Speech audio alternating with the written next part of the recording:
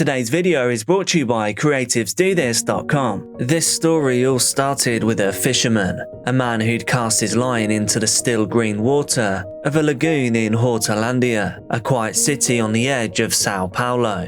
The water was calm that morning. He noticed something tangled up in the reeds. At first it looked like trash, a blue tarp, some sheets, but as he got closer, the smell hit him. He stopped moving. He knew something was dreadfully wrong. He called the police immediately, and within the hour, that lagoon, once peaceful, once silent, was now swarming with flashing lights and officers combing through the water. When they lifted the tarp out, everyone froze. Inside it was the body of a girl. Her remains had been wrapped in sheets and tied down with stones. It appeared that someone had wanted her to stay hidden forever. And then a shocking discovery. On her back, carved in large letters, were the initials PCC. Those feared letters mean only one thing in Brazil: the Primeiro Comando de Capital,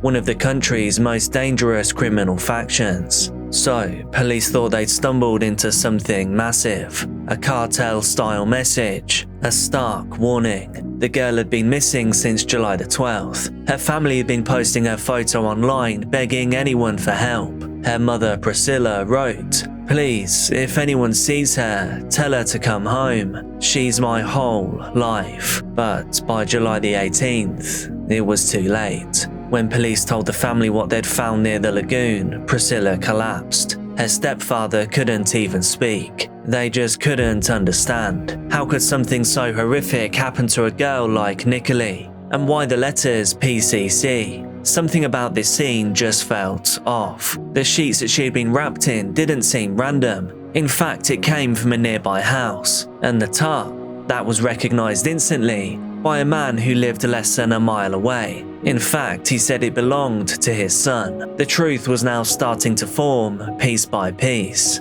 This one is absolutely unreal, and the twists keep on coming.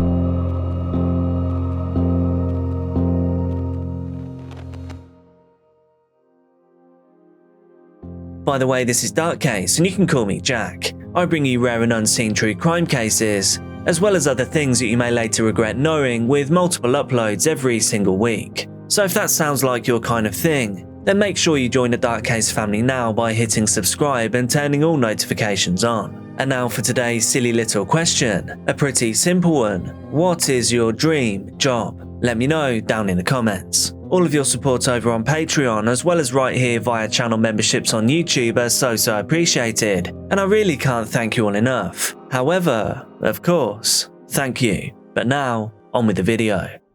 Before any of this, Nicolly was just a normal teenager, a bright, funny, artistic 15-year-old from Sao Paulo. She loved taking photos, scrolling on social media, and laughing with her friends. Her teachers said that she was the kind of student who made their days lighter just by walking into the classroom. She wasn't rebellious, she wasn't lost, she didn't live a dramatic life. She was loved and she was happy. When the school year ended, she begged her parents to spend her winter break in Hortalandia, a smaller town where her grandfather lived. She said it would be nice to slow down, to visit old friends, and one friend in particular, a boy that she used to know. That boy was 17, and his name was Enrique. They'd known each other since childhood, although arguably they were still there, and they'd studied together before her family moved away. And like a lot of adolescent so-called love stories, it all started out innocent. Daily text messages, video calls, little heart emojis sent before bed. But lately, the tone had changed. According to her stepfather, Nicolly had started hiding her phone more often. She even told her mother that the boy was different now, more jealous, more demanding. Sometimes he'd ask where she was, who she was with, and what she was wearing. Her mother just tried to brush this off as teenage drama. But a week later, Nicolly said something that her family would never forget. "He's not like he used to be. Sometimes he scares me." At the time, they thought she meant emotionally, but they had no idea how literal those words could become. This video is sponsored by Creatives Do This, a platform that I've helped to launch that features real interviews with real artists, candle makers, musicians and creatives of all kinds who are making it work. Right now, we're looking for creatives to feature. So if you've made money from your creativity, whether it's a full-time career or a new side hustle, and you want to share how you did it, we'd love to hear your story. It's just a short text-based interview and it takes around 10 minutes. And in return, you get free lifetime access to everything that the platform becomes. Plus, your work will get featured to inspire others and to build your brand. Hit the link in the description or the pinned comment to take the quick interview and to become one of the 100 founding members. There's now less than 50 spaces left. www.creativesdothis.com. On June the 29th, Nicolly left for Hortolandia. Her mother watched her pack her bag, a few outfits, her sketchbook, a phone charger. She hugged her and told her to be safe, and then promised to call her every day. For the first week, everything seemed fine. She sent selfies from her grandfather's garden, videos of the dog, messages filled with hearts. But then on July the 10th, her text messages slowed down. Her friends noticed that she wasn't online as much, and when one of them DM'd her, the reply felt off. They said it was short and cold, almost like it wasn't her writing it at all. And then by July the 12th, everything went silent. Her mother tried calling but received no answer. Text messages, nothing. She reached out to the boyfriend, Enrique. He picked up and his voice was calm. He simply said, "We broke up. She left the house on her own. I haven't seen her since." There wasn't too much to question here. Another failed teenage relationship. But the family later realized that one line of what he said stuck out. Something that he said before the family even realized she was truly missing. That night, Nicolly's grandfather filed a missing persons report. The police began searching the neighborhood, checking bus terminals, questioning anyone who might have seen her. At first, it looked like a runaway case. But then, investigators spoke to a neighbor, and that changed everything. The neighbor said that she had seen Nicolly, actually at Enrique's house that weekend, and she remembered it because she heard yelling. Also kind of strange was that she didn't just hear one girl and one guy arguing. Instead, she was sure that she heard two girls' voices and one boy's. She thought it was just an argument, but when she peeked out of her window, she did see something that she couldn't explain. A wheelbarrow being pushed down the street at night. The pieces were now all aligning. The lagoon, the tarp, the sheet, and soon a chilling detail from Nicolly's own mother would make everything even worse.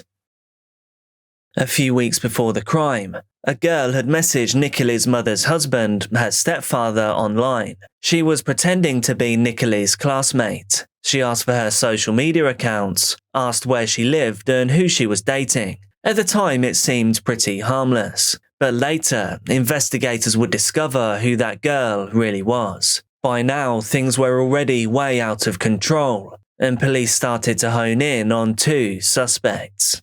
When police realized that Nicolly's ex-boyfriend Enrique was no longer at home, they knew that time was running out, and they knew that the further away he got, the colder the trail would become. They issued an alert across Sao Paulo state. Posters, patrols, checkpoints, all of them brought in nothing. It was like the ground had just swallowed him up. But then, 2 days later, his father got a message. "Dad, I swear I didn't do anything.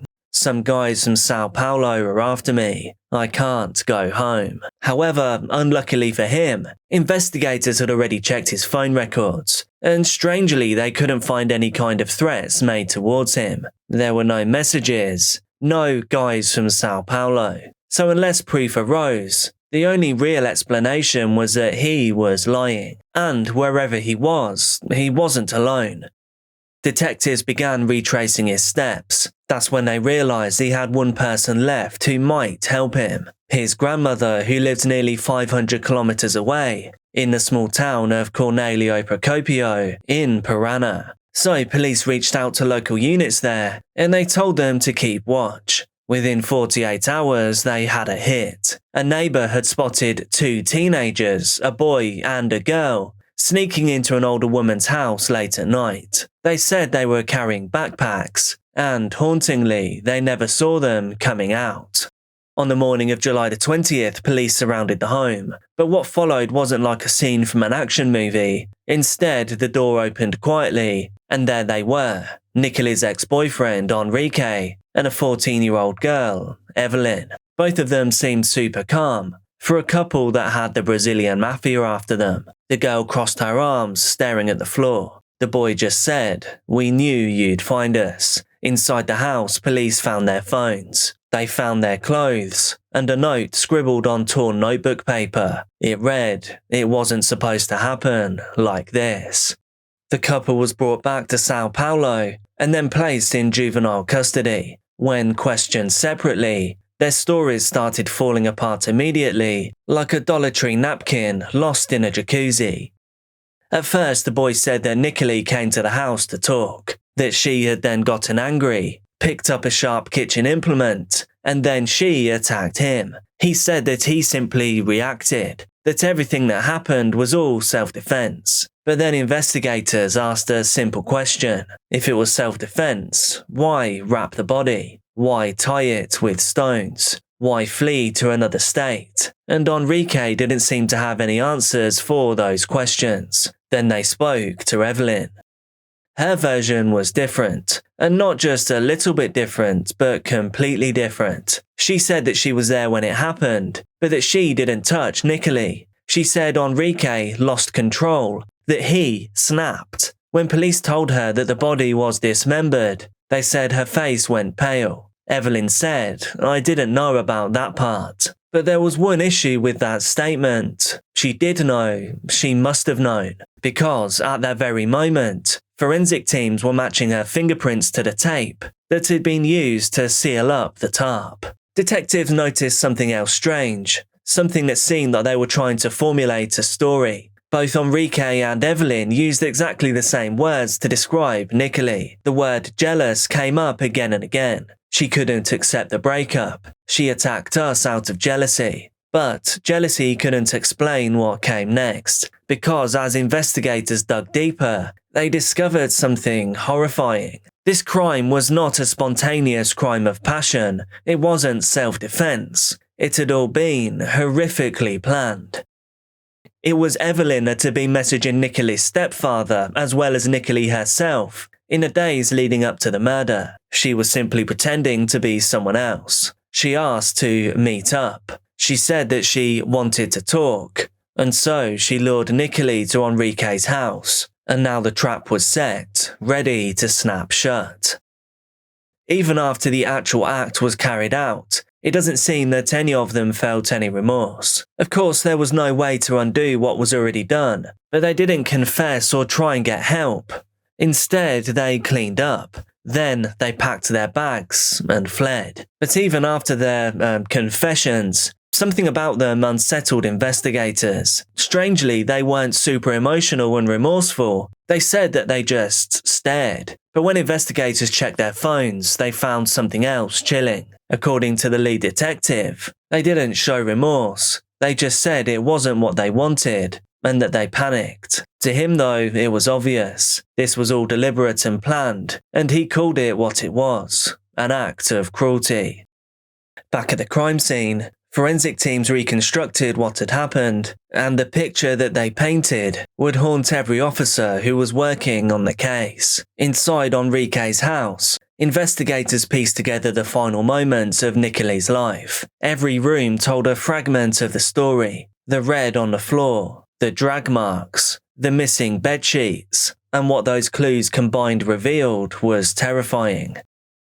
According to investigators, the three of them were inside for less than an hour before that neighbor heard the shouting. Then a door slammed, something heavy dropped, followed by a deafening silence. Police believe that the argument began in the bedroom, and at some point it turned violent. But here's where things kind of stop making sense. As we know, Enrique had been telling the police that Nicolly had attacked him with a sharp implement, that he was only defending himself. But the forensic team found no evidence of a struggle, not one defensive wound on either of the suspects. Meanwhile, the marks on Nicolly's body told a completely different story. She hadn't just been attacked in a defensive manner, she had been overpowered. And then the violence escalated beyond anything that could be called defense. Police discovered 2 sharp weapons in a house, both with traces of Nicolly's DNA. One was cleanly washed and put back in its drawer, the other had been left in the sink, the handle sticky with red, and the blade bent and dulled. Next to it, on the counter, was a hammer. Its head was still stained with a dark red film. They found streaks leading from the bedroom to the backyard, a path to where the wheelbarrow had been stored. That's when police realised they'd simply wheeled the remains out the back gate, down a dirt path, and then into the lagoon just blocks away. One small but clever detail confirmed it. When divers recovered the tarp, they found pieces of gravel embedded in the fabric. That very same gravel matched that found in the yard behind Enrique's house. He hadn't even left the neighbourhood. And then there were the letters PCC. They were just a red herring. There was absolutely no connection, no gang ties, no messages sent. The letters had been carved post-mortem. Whether this was planned or a moment of genius is unknown. Those letters weren't actually meant to represent the fear and power of a gang, but instead to simply confuse the police and to try and get away with murder. It was all theatre, a distraction. This guy's name is insanely long, so here we go. Detective Jose Regino Melo Legas Filo later said, "It was a deliberate attempt to disguise the real motive. They wanted to make it look like organised crime, but it was a personal act, an act of cruelty. Every discovery pushed one truth closer to the surface. This was always about jealousy, hatred, and control."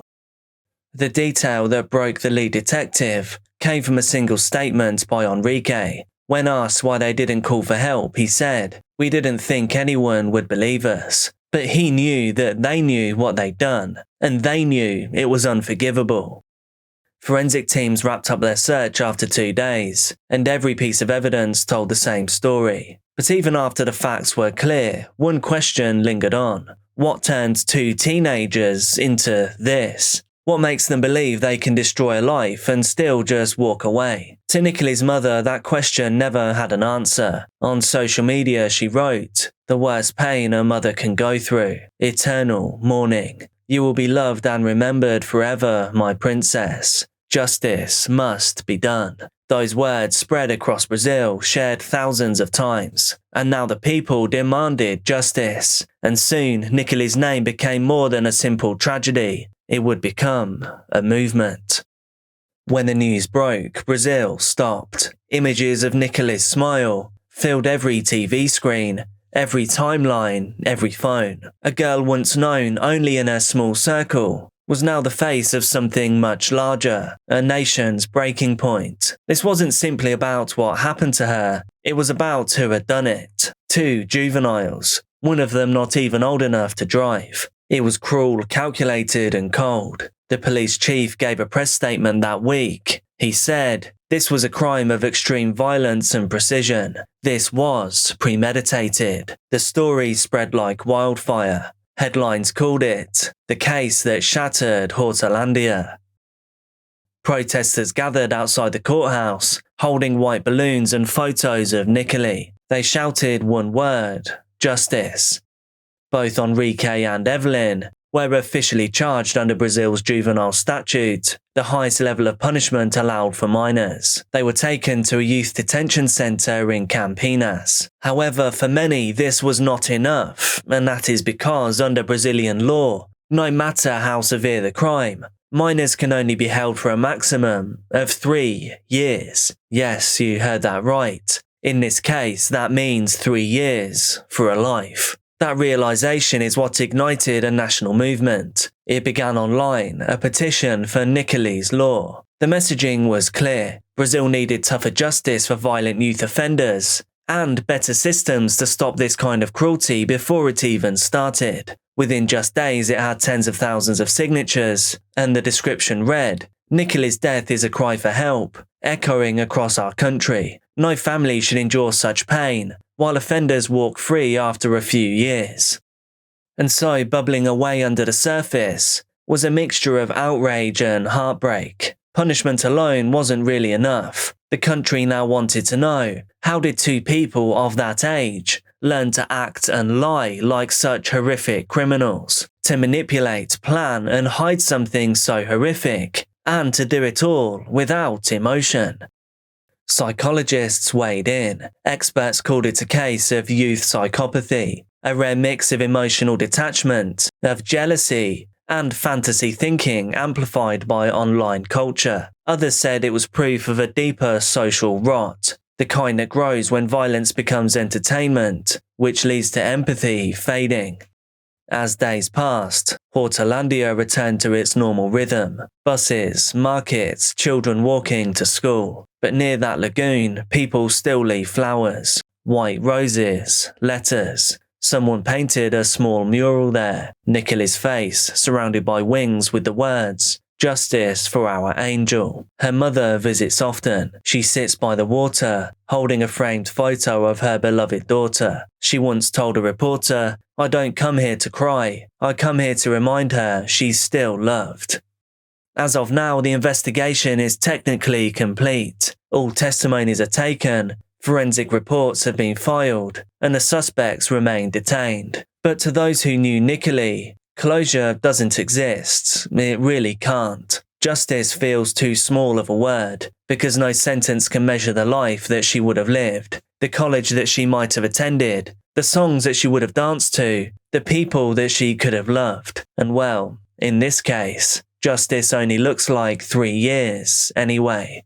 In the months after the crime, something remarkable happened. Nicolly's story began sparking school programs, online safety campaigns, and local discussions about teen jealousy and violence. So, in a way, Nicolly does live on, as a movement grows around her memory. And so the story ends where it began, at a quiet lagoon in Hortalandia. The water looks calm once again. You never know what had happened there. But, beneath the surface, in the mud and the weeds, is a dark memory that no one in that city will ever forget. A reminder that sometimes evil doesn't come from the shadows, nor from gangs or ugly monsters. Sometimes it comes from wearing a familiar friendly face, smiling yet unrecognizable until it's far too late. Be careful out there, and I'll see you soon.